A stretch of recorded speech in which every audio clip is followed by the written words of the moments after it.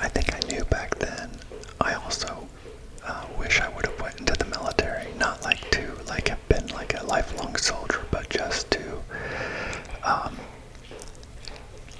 maybe have done 4 years just to serve my country, and that would have helped pay for my education, and I would have today been an attorney. However, I don't know how that would have turned out, and truly, like, I don't feel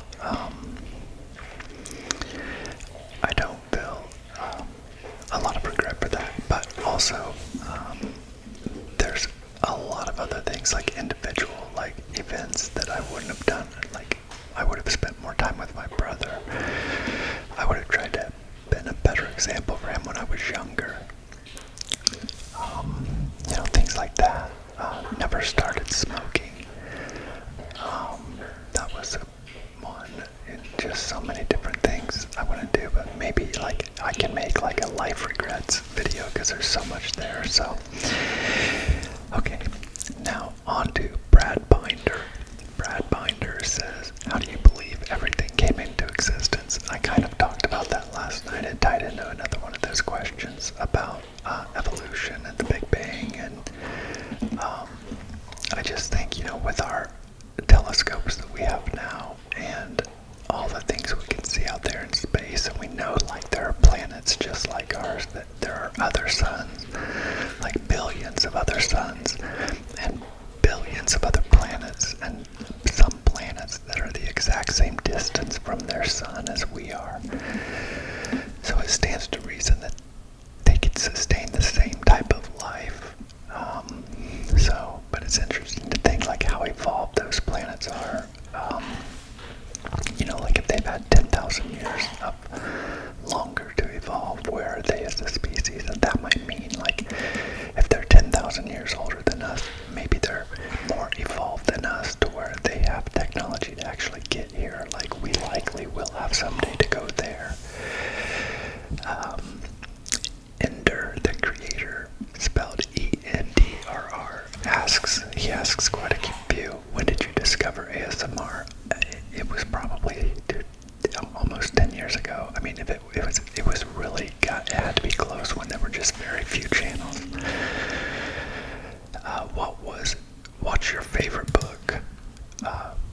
Right now, I think my favorite book would be 12 Rules for Life by Jordan Peterson, just because it was so influential in changing my life.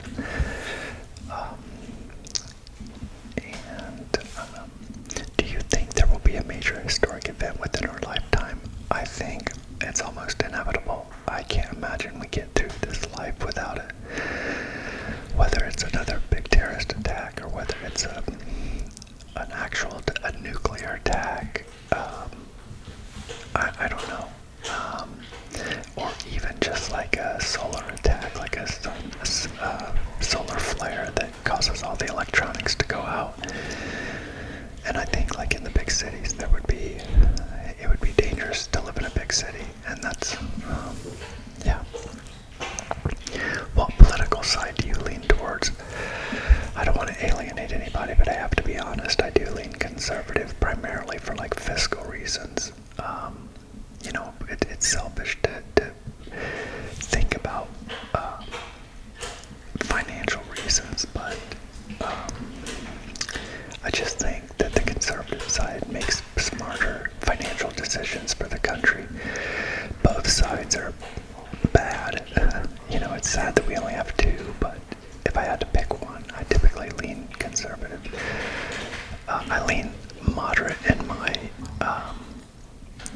political or in my social views, like legalization of drugs. I think, the fact that there's so many people that get arrested for drugs, it's just sad, and I think we could restructure how we do that.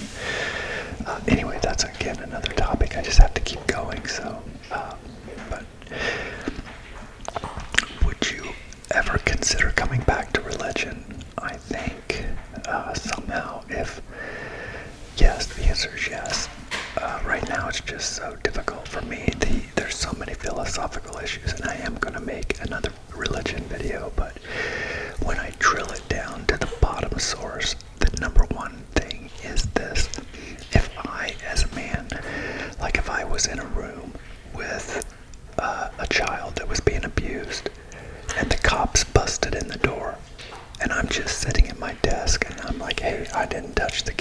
but some other person is over there abusing the child. What do you think should happen to me? You know, I didn't stop it. I didn't do anything. I wasn't engaged in it. I wasn't doing anything to assist, but I just was not doing anything about it. But I could have. I was bigger than that guy. I was stronger than that guy. I had a weapon, and I chose to do nothing about it. What should happen to me? Well, if I was the guy busting in the door and I saw that he's going to jail too. He was there. He could have stopped it. He's going to jail at minimum for questioning. But in my mind, you're just as responsible if you don't do something when you could. And I feel like that's the way I feel about God. I mean, for one thing, to create us in this world where we really have to struggle and suffer. So many people are starving and hungry, and you know, right now as we speak, there are people like hurt, like in car crashes and trapped under rocks because just you can think about the enormous things that are happening and the animals that are being abused, and some dog is outside in the freezing cold on a chain because their owner's a piece of dog shit. Oh God, I hate people that abuse animals. Anyway, if something radically changed, you know, if I could, or if my mind, I could just let go of that, I could come back to religion. Okay, Mr. Rorasuri, Mr. Rorasuri, how does it feel during fitness training and after? Right before I do it, like my dumbbell day, I kind of look forward to because like I swell up after I work out with weights, so I kind of feel good because I forgot to close the dog door, so Max just went out. And after, I'm always happy on both work. Like I do the HIIT routine and I do the dumbbell workout. Oh, it's gonna be loud again. I'll try to cut this out. So, yeah, that's how it feels. But afterwards, on both those days, I am excited. I feel great that I did it. I feel a sense of accomplishment, and the rest of my day is better because I actually did the workout. But there are many times before it that I just can't stand. I can't even. I'm dreading it, but most of the time I'm just stay focused and I just do it, knowing I have to do it. But there are days that I just do dread it. And he also said, do I get sweaty when I do it? And on my HIIT routine I do, because it is like high intensity. It's a video by Fitness Blender on YouTube that I watch, and I watch the same one, and I do it 3 times a week, and it's 33 minutes long, but I do some stretching and some recovery afterwards, so about a total of 40 minutes. But that one is exhausting. It is difficult, and that's the one when I dread it. I dread doing that one because it's so exhausting, and it's like for endurance, and so I really do sweat. That was it from him. Hayden Elmer asks, I came up with a ton of random questions. What is your career history? So I think I went in a little bit about being poor when I was young, and so at a very early age, I tried to find jobs that I could do around my neighborhood, like mowing yards, shoveling snow, raking leaves, just anything and everything I could find. I would go to my grandma's house and try to do chores for her that she would pay me for. And but my first real job was working at a place called Ponderosa. It was a steakhouse, and I was the dishwasher, and I just couldn't. I hated it, but I wanted the money from getting paid. But I truly just hated it. I mean, I was like, oh my God! And like every day I was there, I was like, what can I do? I've got to do something different. This cannot be my life. But I knew I was starting with nothing and at the bottom, and one of my friends was working for a carpet cleaning company, and I think one day I was complaining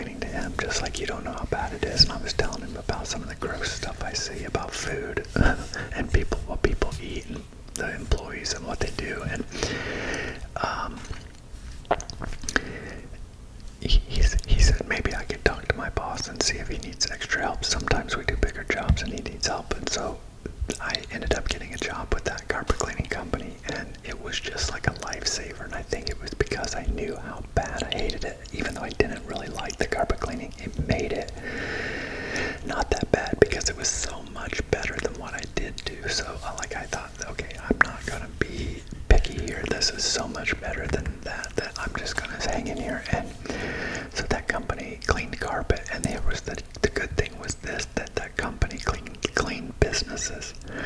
So basically they couldn't clean during the day, they could only clean after the business closed. And so that allowed me to work after school. And my parents had just gotten divorced, and it was a mess, and they kind of lost control of us, when we were younger. Like at 16, 17, I really didn't have a lot of oversight from my parents, so I got to work a lot more than I should have if I had a good structured home. And then that company also not only cleaned carpet, but it also did janitorial work. And so one of the accounts that we did the janitorial,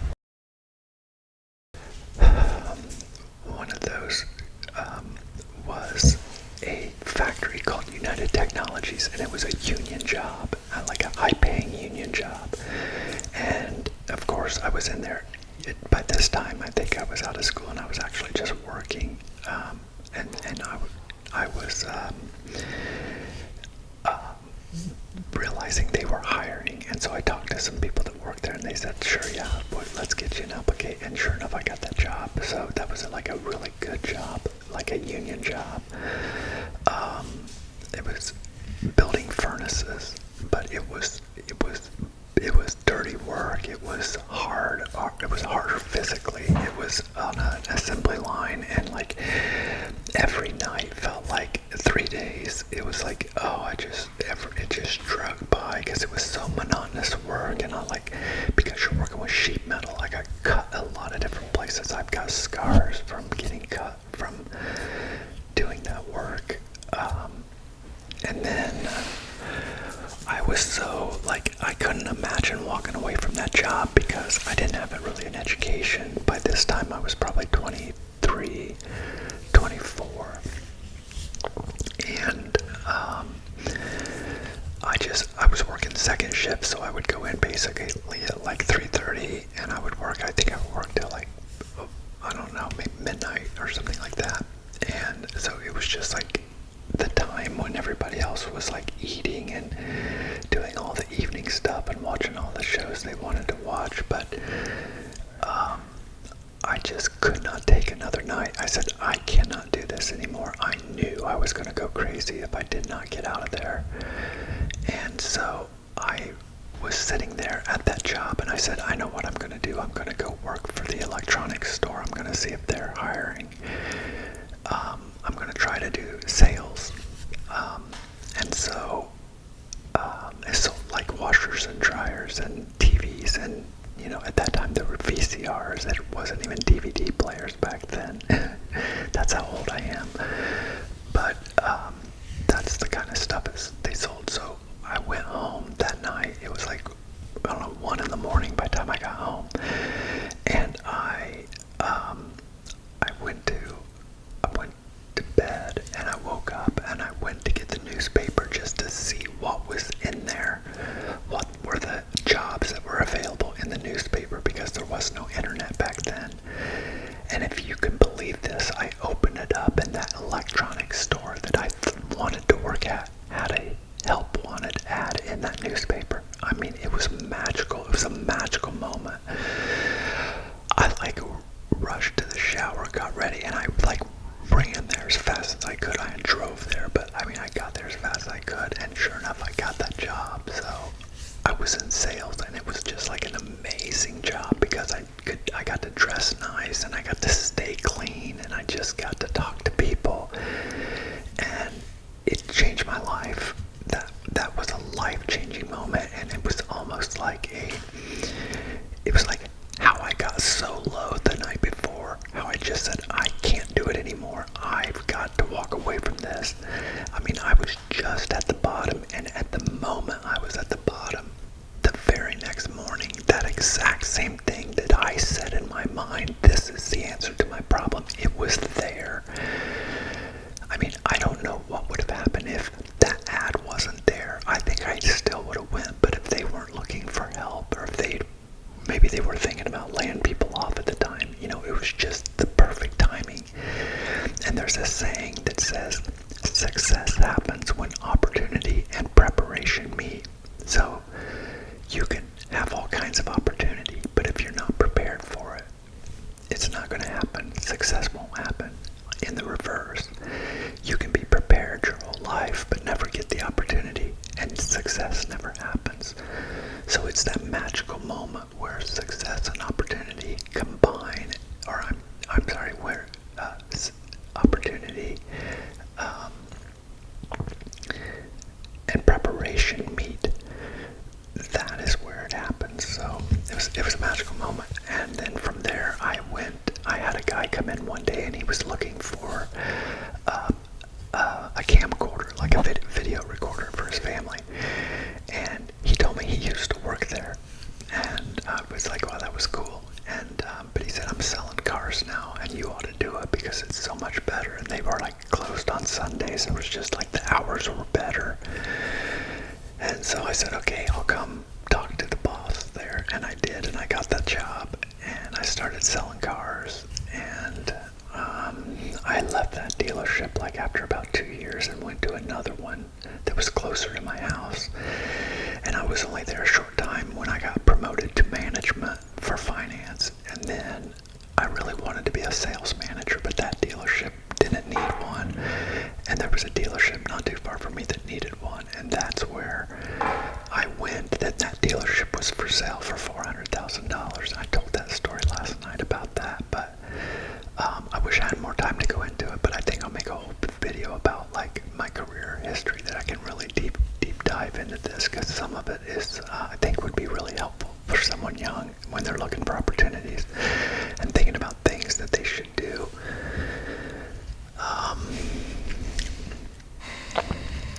Okay.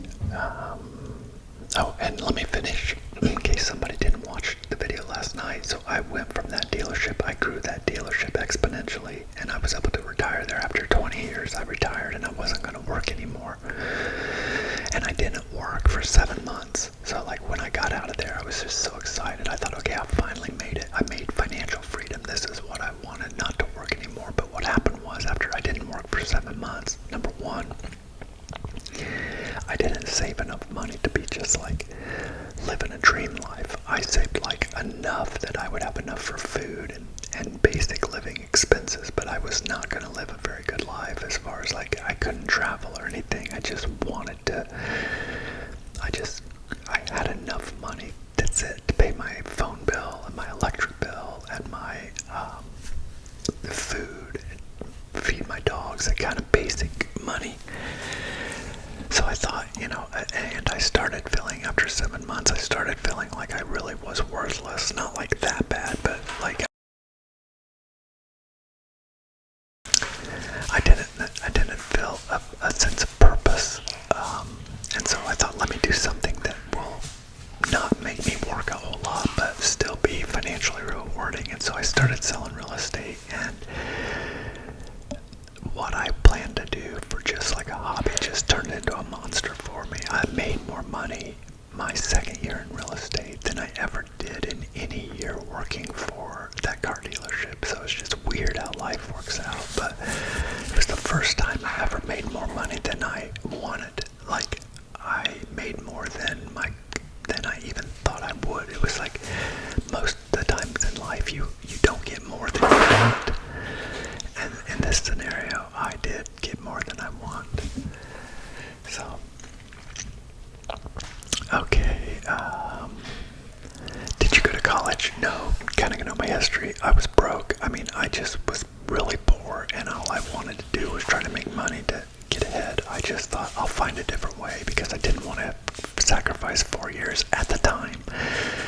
So you see, that's why in hindsight, I wish I would have. Instead, I took the hard way. I mean, I worked hard and I sacrificed. I didn't have kids, all these things I didn't do. I never got married, I never had kids, all these things that I sacrificed in order to be financially free. Max is just crazy tonight. He's losing his mind, honestly. He's got cognitive issues, and it's sad because it's like an old person. You know, he's 14 and he's just losing his mind. It's sad, but anyway. Favorite place you have traveled? I think I talked about that last night, though. I've been a lot of places, but probably my favorite weather is like Southern California, because it's like 70 degrees year round most of the time and a lot of sunshine. But it's really different there. Economically, things are so expensive there, so I would have to have a different lifestyle there with it. What are your favorite songs, type of music? I listen to more like a alternative style rock, like 30 Seconds to Mars and Through Fire. I can't believe I'm drawing a blank on the band that I'm trying to, but I've been listening to a lot. Oh, Bad Omens. I've been listening to them a lot. They're really good. Bands like that, music like that, so more like rock style songs. Do you wear cologne? No, I do not. In sales, it's not a good idea to like have smells, because if you offend somebody, you know, I've been around I see so many different people every day. I've had people that are allergic to smells, and I just don't do it because I don't want to offend anyone, and I just want to smell clean. I want to smell like soap, you know, that's it. That's why I don't wear cologne. Do you like to watch sports? No, I don't. If I sat down to watch them, I'd like it if I did it, but I don't. I choose not to, because like, if you have a favorite team, like if they win, you're excited. If they lose, you're sad, and it's like, I don't like something like that to control my emotions, so I just try not to care about it, and I do a pretty good job of not caring, because I choose not to watch it. I don't want the emotional highs and lows, but I enjoy it if I do sit down. Like if I'm hanging out with somebody and they have a game on, I kind of get into it. I get why people like it. It's exciting to watch. So again, it's one of those things I don't do, but I surely don't fault anybody for doing it. Did you play any sports? Of course, when I was really young, I was in like Little League and stuff, played baseball, but like when I was in high school, I was the manager of the basketball team. I was always like, I was a late bloomer, and I had a growth spurt like late in high school, but early on is kind of when you get developed in sports and stuff, and I was just a little guy, and at least I used that as an excuse and didn't really get into sports, but even playing them. But I was the manager of the basketball team, so I still got to travel with them and like go to the games and things like that, and had to work the games, and like it was an interesting thing, and I think it helped me in my management skills today, being in management in my career. What are your hobbies? I can't believe I left that door open. Hobbies. Obviously, I make videos. I like to make videos, and I love to spend time with my dogs, like taking them out on walks. That's probably one of my best things. Is, you know, they have a big yard to walk around in. Like when they go out the dog door, they have a lot of area to roam. But some of the yard they can't get to. So like I'll take them out on a leash and walk them through places that they don't normally get to go, and they love that. They love to go out and see the horse. And what else? When I say hobbies, what else? I just like do a lot of house chores. Like I actually like doing house projects, like painting or fixing something that's broke or mowing. And I'm always like improving doing something like trimming a tree or, painting a fence or just, I mean, there's just always something to do here, so I actually enjoy it. And then, what else is there? What is your skincare routine? I take usually just one shower a day, and then I do, I have a skin lotion that I use. So like in the shower, I wash my face with soap, and then I have like a cloth, like a scrub cloth, and I just kind of scrub my face down. And then when I get done, I have just a face lotion, and it's a Neutrogena face lotion. It's not anything specialty, and that's what I do. Is I just put that on once a day, and that's really all I do. What are you? Let's see. Oh, there. I have to click more. Read more. What kind of television do you like to watch? I like mystery shows, like true crime. I love true crime and like mysteries. It's like suspense shows and like stuff you gotta figure out. That's my favorite. What color is your phone? My phone. I have two phones. I have one, but they're both black. I have two phones because one is a real estate phone and one is just a personal phone. Dream car. I used to want a Ferrari, but it's so much responsibility, and like there's nowhere around here to really get it. You have to take it to Chicago or something to get it worked on if you want warranty work done. There's just a lot of madness involved in having a real specialty car. But so there's really, I think, I was born in 1972, so I've always thought about maybe getting a 1972 Corvette and like doing like a resto mod to it or something like that. So if I did get a lot of money someday that was just frivolous money that I, couldn't think of something better that I wanted to do with it, I would probably buy it. But at this age, I spent so much time around cars working at a dealership that they just kind of lost I drove everything I ever wanted to drive when I worked at the dealership. We were always trading for fancy cars, sports cars and stuff. And so I got to see and be around cars all the time. And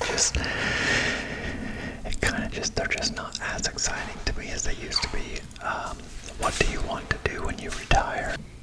I think what I would like to do is just to be free, and not really have, I said earlier that I like to do my chores and stuff. I think that's really what I see myself doing in retirement. Now I see myself doing it somewhere warm. I'd like to live somewhere warm. I don't want to deal with winters when I'm old. So I think I'll move somewhere warm down south, maybe Florida or something. Were you ever married? I answered that last night. No. Do you ever go on dates? I think there's somebody that asked the question. I'm going to probably fast forward that one because my relationship situation is pretty interesting. But somebody else, I'm going to get to that one, so I'm going to get you on that next one. Hey, where were you born? I was born in Anderson, Indiana in 1972. Favorite childhood memory? Favorite childhood memory?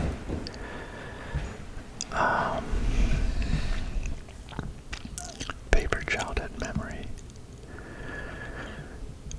That's a tough one. I had a tough childhood. I mean, it wasn't horrible. I didn't get beat or anything like that, but it's crazy that asking that question to me, I don't really have a good answer. I guess just, I was close to my mom and just being around her. I loved my mom a lot, and just having a good mom, having a loving mom. Even though we were poor, she loved me a lot, and that was important. Do you have siblings? I do. I have one brother. I used to have two, but one brother now and two sisters. Morning or evening shower. With my schedule, it just depends on what I'm doing. So like, if I have work stuff to do, obviously I do a morning shower, but usually I am showered by like 1 o'clock at the latest. So it's rare that I take an evening shower because I normally have something to do every day. There's just usually something I have to Do you drink alcohol? I do on occasion. I like wine, and I like a certain type of vodka, and I usually have that with Red Bull just because it helps to keep me awake. It's just a great combination to me, vodka and Red Bull. I really like that. If calories held, it didn't matter, what would be your over-the-top dream meal? I mean, food is a great pleasure in life. I love food a lot, and I think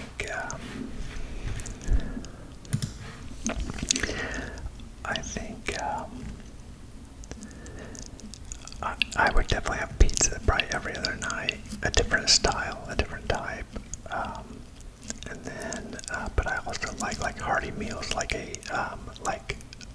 meat and potatoes, like in a crock pot, like roasts with like meat and potatoes and carrots and celery, and it's all just like, and butter in there, and just, oh, it's so good. I love that. But and then I like steaks too, but I also like hamburgers, and I mean, I like all kinds of stuff. That's not much that I don't eat.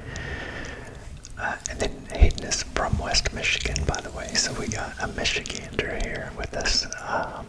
Why do you, Brandon, subscriber Brandon says, why do you stick around the Midwest? That's a good question. Primarily because it's cheap to live here. It's like a good cost of living basis. You can have a nice home and